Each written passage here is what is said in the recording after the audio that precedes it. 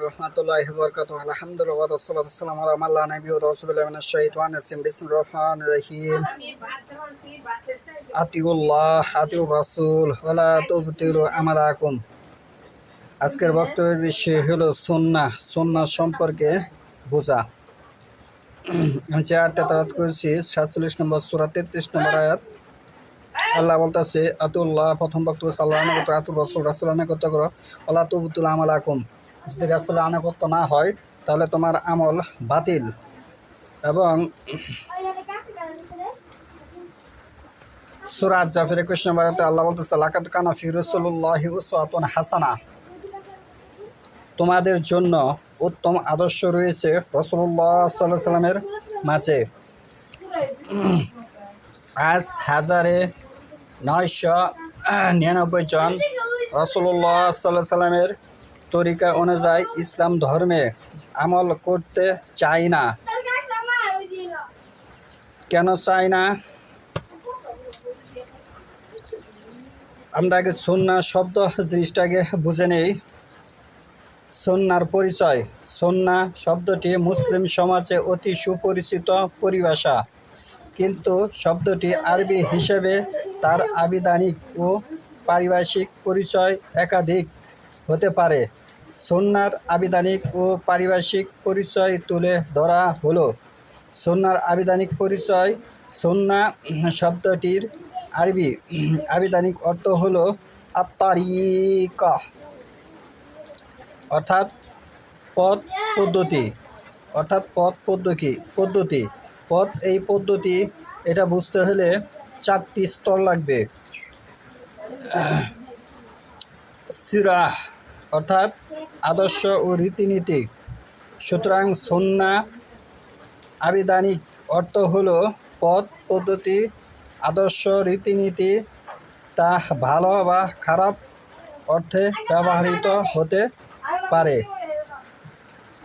হাদিস হচ্ছে লিসানুল আরব 13 নম্বর খণ্ড 225 পৃষ্ঠা। সুন্নাহ এই অর্থেই কোরআন ও হাদিসে বহুবার ব্যবহৃত হয়েছে। যেমন আল্লাহ তাআলা বলেন, কাদ খালাত মিন কাবলিকুম সুনানুন ফাসিরু ফিল আরজি ফানজুরু কাইফা কানা আকিবাতুল মুকাজ্জিবিন। আল্লাহ বলতেছে,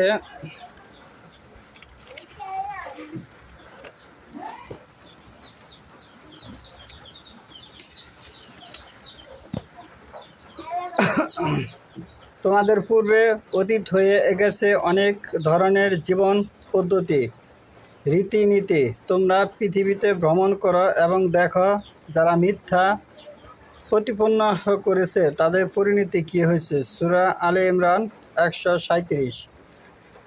অত্র আয়াতে সুনানু শব্দটি সুন্নাহ এর বহুবচন শব্দটি এখানে জীবন পদ্ধতি, রীতিনীতি অর্থে ব্যবহৃত হয়েছে। তাহলে এখানে সুন্নাহ বুঝতে হলে যে 4টি স্তর লাগবে আমি বলেছিলাম। তার প্রথম স্তর হচ্ছে আল্লাহ রাসূল সাল্লাল্লাহু আলাইহি ওয়াসাল্লামের আমল লাগবে। দ্বিতীয় স্তর হচ্ছে সাহাবীদের আমল লাগবে। সাহাবীদের আমলে আল্লাহ রাসূল সাল্লাল্লাহু আলাইহি ওয়াসাল্লাম যে সমর্থন করেছেন এরকম দলিল লাগবে। সাহাবীদের আমল আছে কিন্তু আল্লাহ রাসূল সাল্লাল্লাহু আলাইহি ওয়াসাল্লাম সমর্থন করেছেন এরকম দলিল লাগবে। তৃতীয় স্তর লাগবে তাবিনরা যে আমল করেছে এরকম দলিল লাগবে। চতুর্থ স্তর হচ্ছে তাবিনদের দলিল লাগবে। তাছাড়া এই ধারাবাহিক 4টা যদি কোনো স্তর ছুটে যায় মাঝখানে থেকে কেউ যদি কোনো আমলও করে সেটা সুন্নাহ হিসাবে গণ্য হবে না, সেটা মাযহাব ভিত্তিক আমল হবে, সেটা দলীয় আমল হবে, সেটা ওহীর অনুসারী হবে না।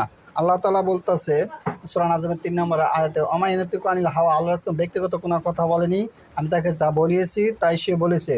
তার মানে আল্লাহ রাসূল সাল্লাল্লাহু আলাইহি ওয়াসাল্লাম ব্যক্তিগতভাবে আপনাদের কোনো কথা বলে যান নেই, এটা আমরা বিশ্বাস করি। মনে প্রাণে আল্লাহ রাসূল সাল্লাল্লাহু আলাইহি ওয়াসাল্লাম কখনো এই ধরনের কাজ করতে পারেন না। তাহলে কেউ যদি ব্যক্তিগতভাবে কোনো ঘটা করে কোনো কিছু করে যেটা এই 4টি স্তরের মাঝে নেই, সেটি সুন্নাহ নয়। সেটি তার ব্যক্তিগত মাযহাব, সেটি তার ব্যক্তিগত ইজতিহাদ, সেটি তার ব্যক্তিগত ইজমা, সেটা ইসলামের কোনো বিষয় নয়। এই 4টি স্তর না থাকলে ইসলামের বিষয় ইসলাম বলে সেটি গণ্য হবে না। এরকম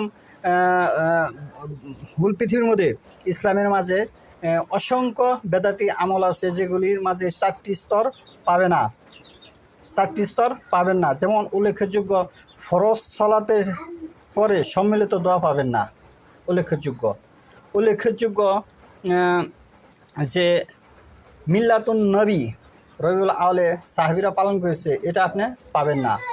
উল্লেখযোগ্য তাসবিহ দানায় তাসবিহ গণনা করতে হবে, এটি আপনি পাবেন না এই 4টি স্তরের মধ্যে। উল্লেখযোগ্য 40 মৃত ব্যক্তির 40 খাওয়ানো, এগুলি আপনি এই 4টি স্তরের মধ্যে পাবেন না। এরকম আরও অসংখ্য বিষয় আছে যেগুলি 4টি স্তরের মধ্যে নেই, বিদ্যমান নাই। তাহলে এগুলি আমরা পরিত্যাগ করব। সেগুলি ইসলামের কোনো বিষয় যদি থাকে তাহলে দলিল লাগবে। ইসলামের বিষয়ে কী লাগবে? দলিল লাগবে। দলিল ছাড়া কোনো বিষয় ইসলাম হতে পারে না। কারণ আল্লাহ নিষেধ করেছেন সূরা নাজমে যে আল্লাহ রাসূল ব্যক্তিগত কোনো কথা বলেনি, আমি তাকে যা বলেছি তাই বলেছি। তার মানে আল্লাহ তো যা বলেছেন তাহলে সেটার দলিল আছে, হয়তো কোরআনে থাকবে নয় হাদিসে থাকবে। আর সেটি নির্ভরযোগ্য হওয়ার জন্য 4টি স্তর লাগবে। সেটি নির্ভরযোগ্য হওয়ার জন্য কী লাগবে? 4টি স্তর লাগবে। তাছাড়া সেটি নির্ভরযোগ্য হিসেবে গণ্য হবে না।